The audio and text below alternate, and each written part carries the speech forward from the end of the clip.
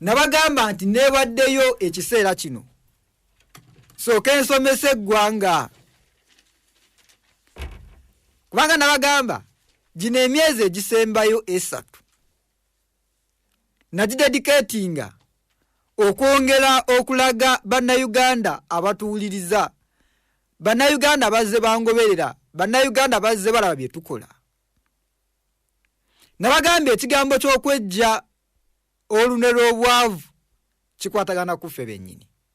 Kyenava nagamba kansomese ozuule obuzibu bwe buli obukutawaanya.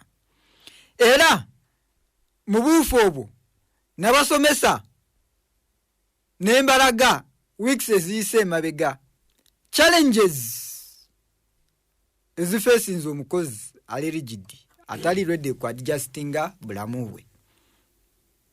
Olwaleero anagana enkyukakyuka kuzijjukyusa buli lwobeera rigid mu bulamu mu nsi enkyuka tukagenda kukyusa whether you like it or not. Change will change you. Naye leero njagadde njigirize ekigambo ekiyitibwa reversal employee leverage. Ngenda kukitwalako ebbanga ddene. Reversal employee leverage kinene nengenda kubanga nkibasomesa nki breaking it down okutuuka ku ddala lyonna akimalayo obeere ng'okitegedde. Mu ngeri ey'enjawulo omukozi gwe njagala osinga okuwuliriza awamu naawe yeekozesa.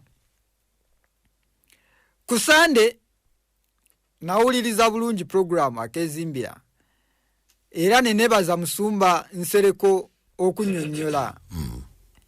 Yannyonnyola bulungi enjawulo wakati wa entrepreneur ne intrapreneur. Bibiri bya njawulo.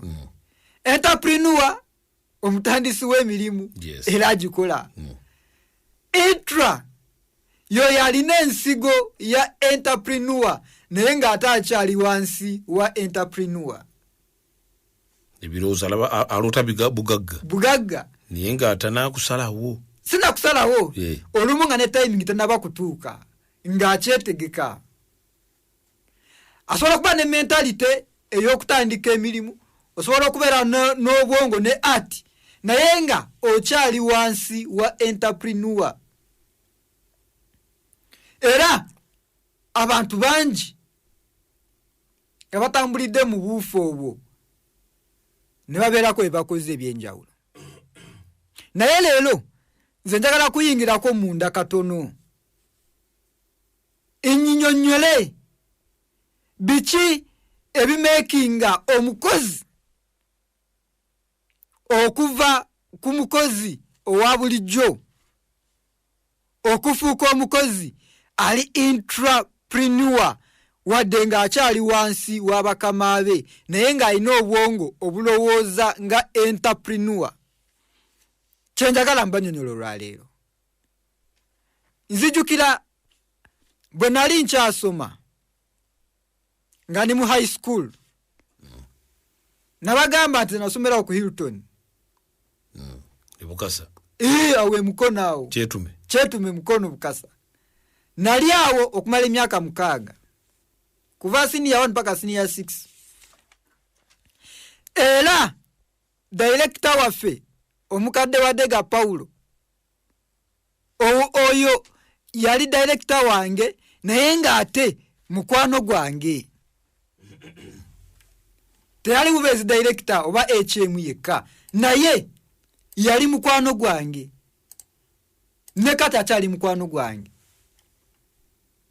Naye bwe nali mmaliriza okusoma nga naatera okumaliriza senior 6 senior 5 senior 6 twatulako lumu naye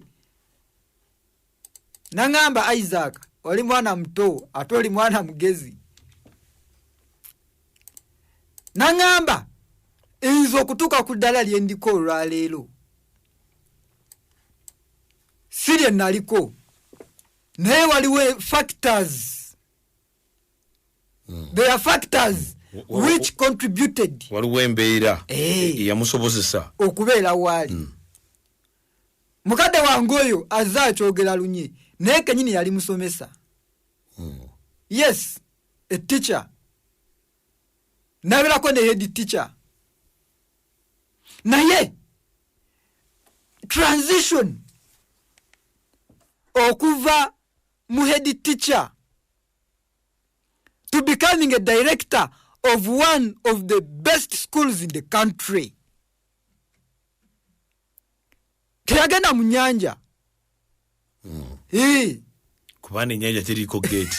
N'omulala asobola okugendayo. Naye the art of transiting from a normal regular employee to an entrepreneur, there is a cost attached.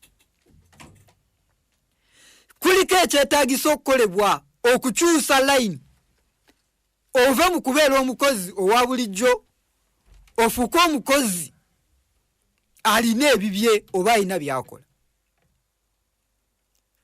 Ekimu ku kye yansomesa ne kati kye nkyategeera era kye ndaba nga kye kitambula ekikola kye kigambo ky'okuliveraginga oba ekyokukozesa emikisa gy'olina ng'okyali mukozi.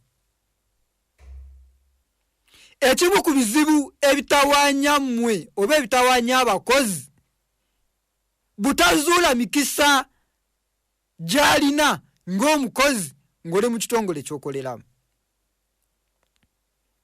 Buli lw'otazuula mikisa, buli lw'otafokasinga ku kwezimba kye twandiise maturity ey'okukola emirimu, you are doomed. Omukozi ali eyo ng'ompuliriza njagala nkiddemu.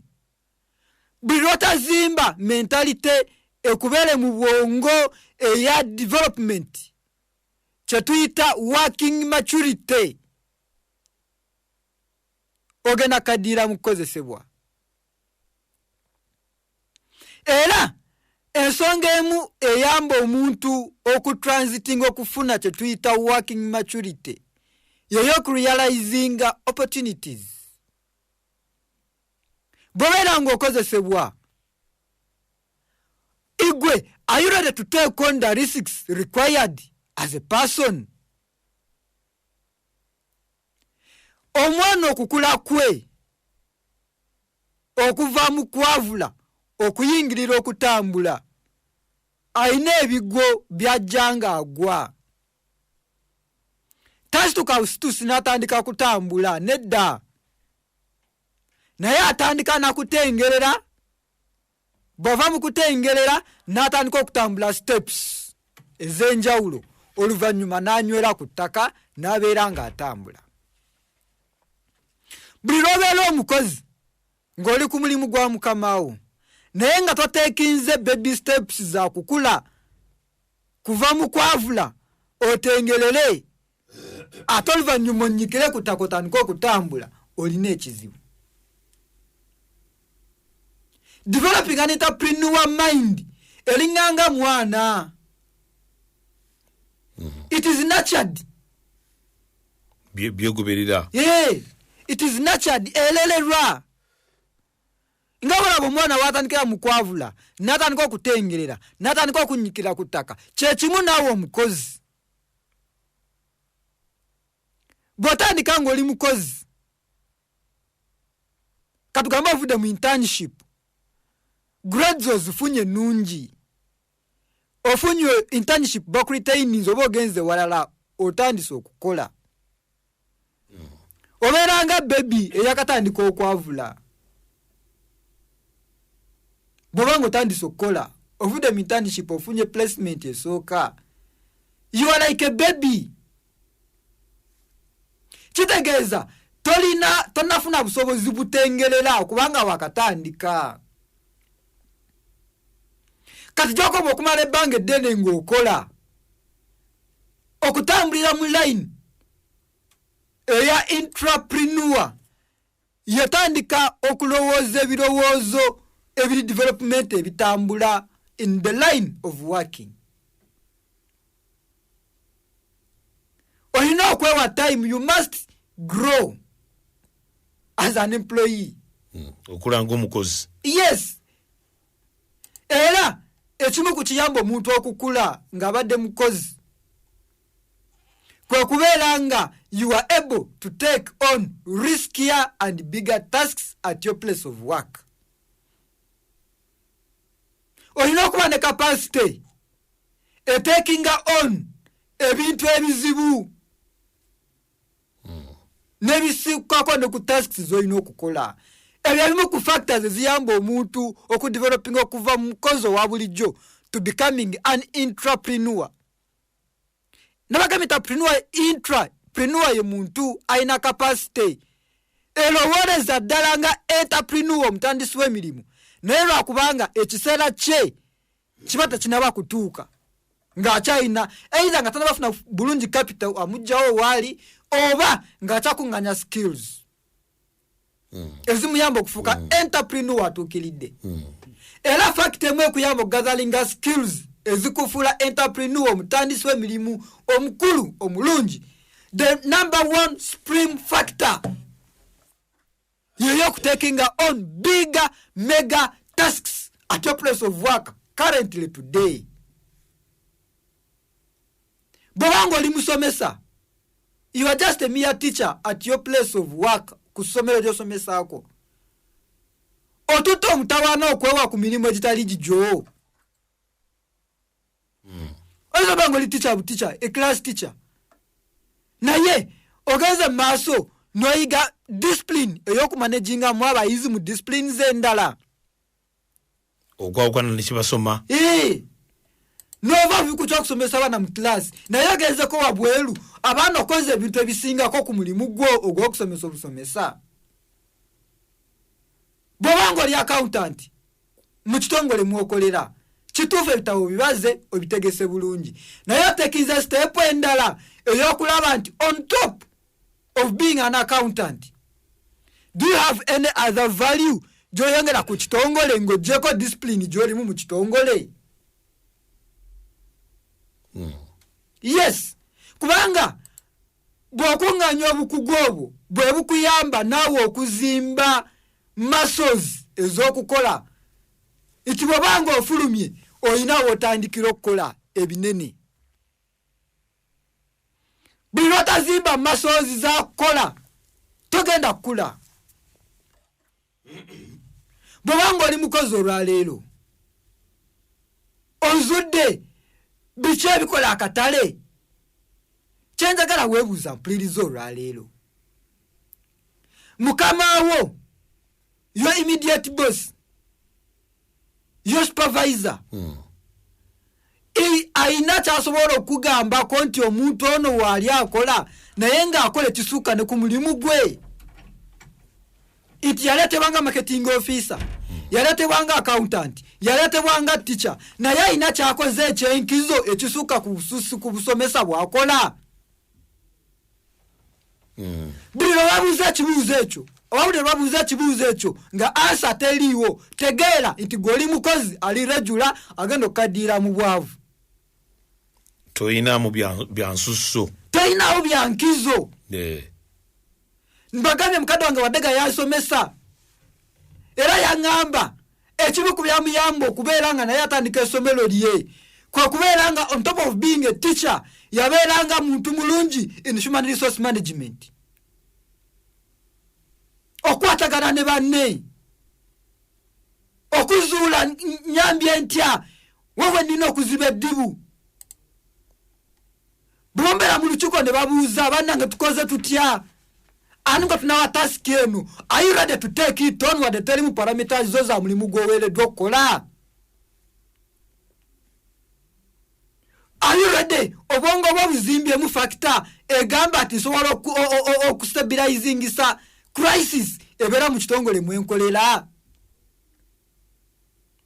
Kubanga one day naawe ogenda kutandika ekitongole ekikyo. Kati obanga oli ku mulimu wano olwaleero ekikuyamba okutransitinga ova mu mukozi oyingirira ddala lya intrapreneur kwe kubeera ng'osobola okuyingirira eby'amaanyi bakozi banno bye batasobola kuyingirira olwaleero. Ekyokubiri, olina okubeera nga oli ready okola progress. Mukadde wange Kayita naye yansomesa. He was an employee. Naye olwaleero he's an entrepreneur. Naye waliwo ebigenda maaso, waliwo ebibeerawo ebikusitula okuva ku ddaala eryo okutuuka ku ddaala eddako. Mbagambye ngenda kubasomesa ekigambo ekiyitibwa reversal employee leverage. Kusomesa kubanga nabanyonyodde Bangafi njibanyonyera tugibanyonyodde mugitegedde era mukyagitegeera kituufu. Naye njagala tukole kye tuyita a standing outright progress which is holistic. Kite njagala otegeera mpuliriza kye tunaazimbirako wiiki ejja. Bw'obanga oli mukozi, one, mbagambye wobuuza ekibuuzo. Bakama bange balina ekyenkizo kye bandabamu ekisukka ku mirimu gye mbaweereza olwaleero. That is number one. Number two, ng'oli mukozi okozesebwa olwaleero. Have you taken the trouble to take on other bigger, riskier tasks beyond your parameters? Ebyo bibuuzo bikulu nnyo bw'onaaba ng'oli wa kukyuka ofuke entrepreneur.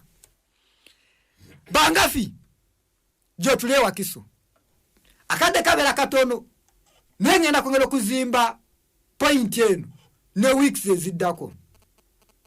Gwagala okumanya ebisingako ebikwatagana ku Bangafi. Mbagambye Bangafi tusimba emiti ne tugirabirira. Gwabera na muli mugumu gwa kutuula gy'oli n'okola emirimu gyo. Ekisigadde gibeera gyaffe. Tusangibwa wakiso ku kizimbe okuli Centenary Bank. Bank eri maaso ffe tuli mabega. Tubeerayo okuva Monday mpaka Friday. Essaawa 3 mpaka essaawa 11. Tubeerayo enamba y'essimu tukubireko 07887 47 15 ku email yaffe admin@bangafi.com ne website yaffe www.bangafi.com. wona tusangayo. Naye jjukira obaavu mpologoma bweterwa na kekulya. Bw'obeera omukozi nga tokola progress ogenda kufiira okaddiire mu bwavu. Okukola nga tolowooza kyakabi nnyo era ojja kufa ng'oli mwavu. Mukama abongere omukisa.